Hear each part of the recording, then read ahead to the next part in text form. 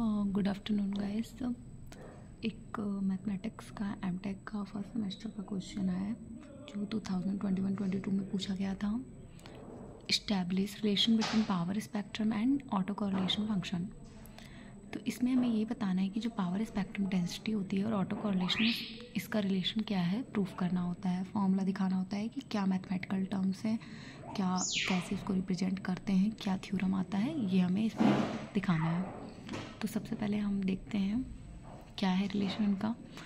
The relationship between the power spectrum and auto correlation function is a fundamental concept of signal processing and the Fourier analysis. ये जो concept है ये हमारा signal processing के लिए use किया जाता है, फोरियर एनालिसिस पे डिपेंड करता है। एक इनका जो रिलेशन है वो एक फोरियर सीरीज़ की तरह होता है। लाइक जैसे it is describe by the Wiener Khinchin theorem. तो ये जो थ्योरम है, इस थ्योरम से हम इनका रिलेशन डिफाइन करते हैं। तो सबसे पहले जानते हैं क्या होता है हमारा power spectrum. The power spectrum density PST of a stationary random process represented how power or the variance is described as distributed across different frequency component in the signal। कि जो हमारे फ्रिक्वेंसी कंपोनेंट है signal में वो कैसे मतलब distribute है, कैसे हम उसको रख सकते हैं वेरिएंस को, ये बताता है हमारा PST पावर स्पेक्ट्रम। ये जो टर्म्स होते हैं ये फ्रिक्वेंसी के टर्म्स में होते हैं। उसके बाद आता है हमारा ऑटो कोरिलेशन। जो ऑटो कोरिलेशन फंक्शन होता है, the auto correlation function of a signal describe how the signal value at the different time are the correlated with each other. तो ये हमारा टाइम डिपेंडेंट होता है, या ये फंक्शन हम टाइम फॉर्म में देखते हैं, टाइम डोमेन में देखते हैं। ठीक है, अब इनका रिलेशन देखते हैं। Relation the power spectral density SF and the auto correlation function RT are the Fourier transform pair. ये एक फोरियर ट्रांसफॉर्म का पेयर होता है। इसके लिए कुछ और टर्म्स हैं।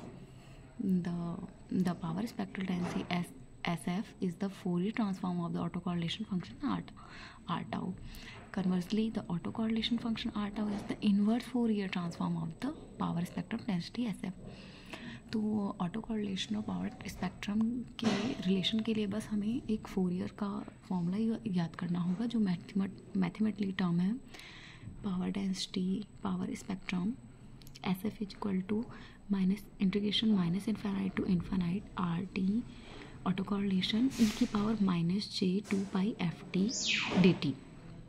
ओके, और अगर हम R टाउ की बात करें, ऑटो कोरिलेशन की बात करें, तो integration -∞ to ∞ SF e⁻j2π/ft df।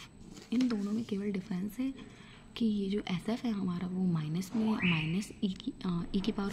-j2π/ft है, और जो R टाउ है ऑटो कोरिलेशन में प्लस रहता है, और कोई भी डिफरेंस नहीं है। -∞ to +∞ जाएंगे।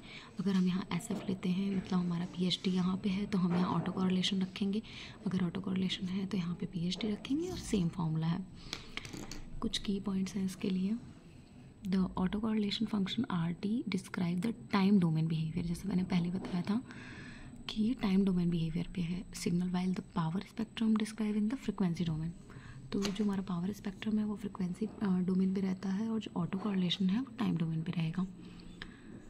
The auto correlation function R tau is always real the symmetric because it is reflect the correlation of signal with itself.